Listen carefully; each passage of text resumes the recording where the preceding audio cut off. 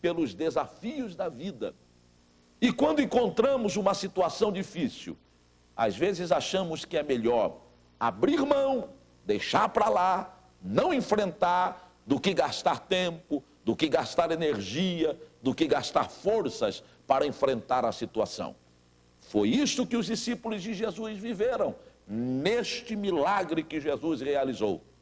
Quando as ondas começam a se levantar, quando o barco começa a ser açoitado pelas ondas, Jesus, vendo os seus discípulos, ele vai ao encontro deles. O verso 25 diz que à quarta vigília da noite dirigiu-se Jesus para eles, caminhando por cima das águas. E os discípulos, quando viram um vulto caminhando sobre as águas, assustaram-se, achando ser aquele vulto um fantasma. E o que é que eles fizeram? Eles gritaram com medo. Mas quando eles gritam com medo, Jesus levanta a sua voz e diz: tem de bom ânimo, sou eu, não temas. E aí Pedro, olhando para Jesus, disse: se és tu, manda-me ir ter contigo por cima das águas. É interessante que os discípulos sentiram medo. Pedro estava no meio deles. Pedro certamente, por um instante, sentiu o mesmo medo que eles sentiam. Mas quando ele ouviu a voz de Jesus Cristo, imediatamente ele toma a decisão de ir ao encontro de Jesus Cristo. Ele olha para o Senhor e diz: se és tu, manda-me ir ter contigo, assim como tu vens a nós, ou como tu vens a mim, por cima das águas. Pedro venceu o medo diante de uma situação difícil. Dizem os estudiosos do comportamento humano que há 3 tipos de medo que oprimem o ser humano.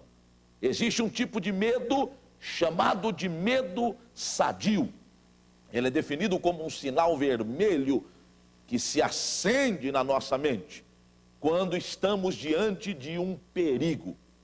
Diz a psicologia que este medo sadio traz benefícios para o ser humano. Porque quando você está diante de uma situação ou de um perigo, você é alertado e você evita o perigo. Mas existe um segundo tipo de medo, e este segundo tipo de medo é chamado de medo exagerado. Diferente do medo sadio, é o medo que quando nós nos deparamos com o problema, com o perigo, ele nos paralisa. Imagine você está atravessando uma rua movimentada, uma avenida movimentada, e quando você tira o pé da calçada para atravessar a rua, você percebe que um carro está vindo em uma velocidade considerável. E aí você sente medo. O medo sadio vai dizer a você: volte para a calçada. E você volta e o carro passa e a sua vida é salva. Mas o medo exagerado não, ele vai te paralisar. E no momento em que você ficar paralisado, você correrá um grande risco de ser atropelado e de perder a sua vida. Então o medo exagerado não traz nenhum benefício àqueles que o desenvolvem e que o sentem. Mas a psicologia diz que existe um terceiro tipo de medo, que é chamado de medo mórbido. Este é o pior de todos, porque o medo mórbido diz respeito àquilo que nós sentimos diante de um perigo imaginário. É o medo que nós temos daquilo que na verdade não existe. E existem hoje muitas pessoas dominadas pelo medo mórbido. Nós estamos num tempo de crise e nós temos visto pessoas sofrendo com este tempo de crise.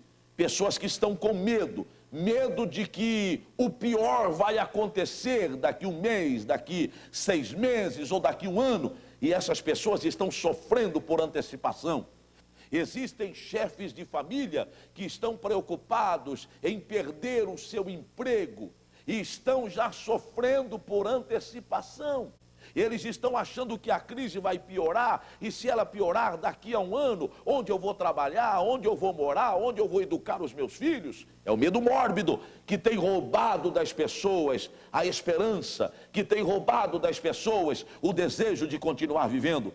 Paulo disse a Timóteo que Deus não nos deu um espírito de medo, mas Deus nos deu um espírito de fortaleza. Foi isso que Pedro fez neste episódio. Pedro não deixou-se dominar pelo medo, mas Pedro disse: eu quero ir ao encontro de Jesus, assim como Jesus está vindo ao meu encontro por cima das águas. Então a primeira lição deste texto: não se prostre diante de uma situação difícil.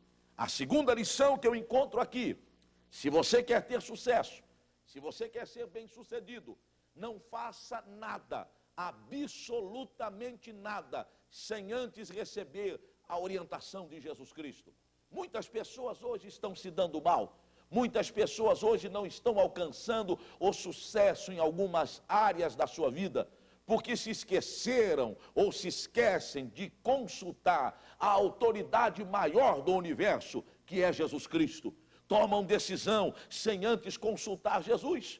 Pedro pede a Jesus Cristo e diz: se és tu, manda-me ir ter contigo. E o que é que Jesus diz? Jesus diz: Pedro, vem. E quando Jesus diz vem, Pedro toma a decisão e vai ao encontro de Jesus Cristo.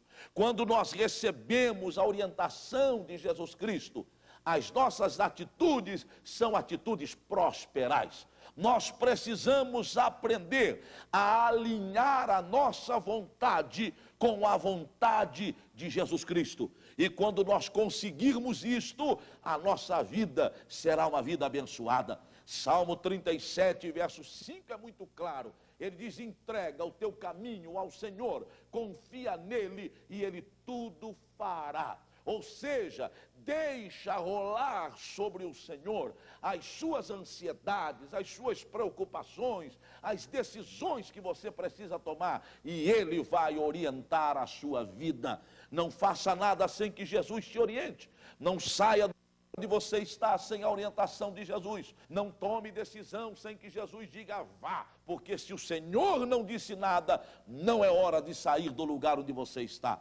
Pedro não pensou duas vezes. Jesus disse vem, e Pedro sai do barco e começa a andar sobre as águas. Mas há uma terceira lição, e com ela eu encerro essa nossa reflexão da manhã.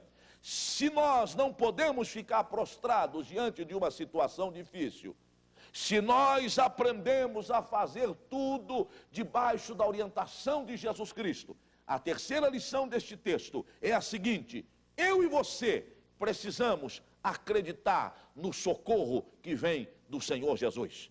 Quando Pedro sai do barco e começa a caminhar sobre as águas, ele sente o vento forte, ele percebe que as ondas são maiores do que ele, e Pedro sente temor, e quando Pedro sente temor, ele começa a afundar, ele começa a perceber que a sua vida corria risco. Mas o que aconteceu? Jesus chega e toma Pedro pela mão e o coloca de pé sobre as águas, e o Senhor Jesus só solta as suas mãos quando Pedro está dentro do barco. Você precisa acreditar no socorro que vem de Jesus Cristo.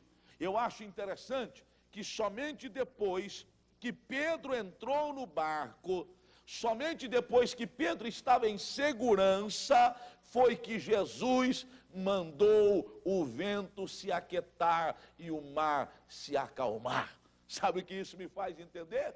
Não tem problema que a crise continue. Nada vai roubar a minha esperança, ainda que os problemas cresçam.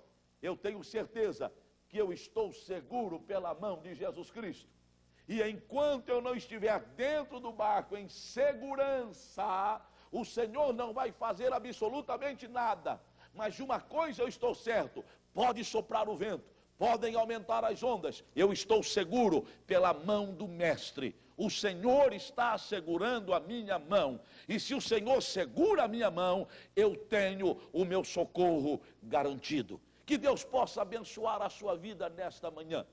Que Deus possa confirmar esta palavra na sua vida nesta manhã.